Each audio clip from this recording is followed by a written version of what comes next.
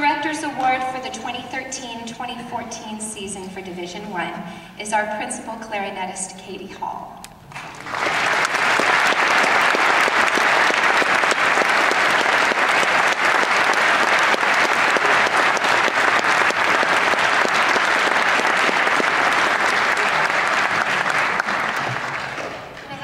So I can embarrass her in person and make everybody watch her. Okay, you hold this and smile pretty. Katie is so entertaining in rehearsal. We believe, and I mean that with love, I really do. Not like entertaining, like something truly entertaining in rehearsals. We, Mr. Klatt and myself, believe she is responsible for much of the lighthearted and fun moments that we have had this year.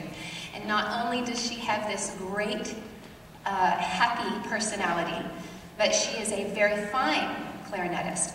And in addition to Sean, also as a freshman this year was selected to participate in the All-State Honor Group.